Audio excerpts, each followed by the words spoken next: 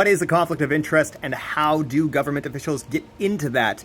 During my investigation on the housing crisis, a group reached out to me and Gabrielle to talk to us about Catherine Fournier, the mayor of Longueuil, which is a suburban city just south of the city of Montreal. Catherine Fournier has done an exceptional job making Longueuil more livable and investing in socialized housing. And yet, despite being probably the most successful politician in the country around the housing crisis, a group reached out to us and presented to us compelling evidence that there was a conflict of interest.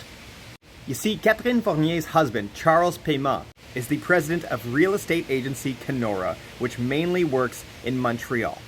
You see, Catherine Fournier is on the Municipal Union of Quebec, which helps decide and push for policy across the province in order to make our lives better around the housing crisis.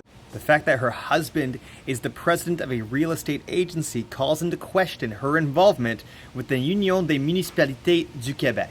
We obviously reached out to Madame Fournier, and here's what she, through her spokesperson, replied. She's pointed to her record around housing since the days that she worked in the Provincial National Assembly, and then she said that to accuse her of not being able to think of herself and that there's a conflict of interest because her husband has investments is sexist. Once again, Madame Fournier has had the most success of almost any politician in the country around the housing crisis and has invested so much into socialized housing on the South Shore of Montreal. But it's just so consistent with politicians. We saw it in Quebec with the minister responsible for Habitation, France-Hélène Duranceau. She had direct interest in real estate speculation. And then me and Gabrielle had an interview with Virginie Dufour, a provincial Liberal member of Mille-Îles. It was a crazy interview where she told us, well, I charge a little less for the buildings that I own. She rents out her place for $1,800 instead of $2,600. Just wild.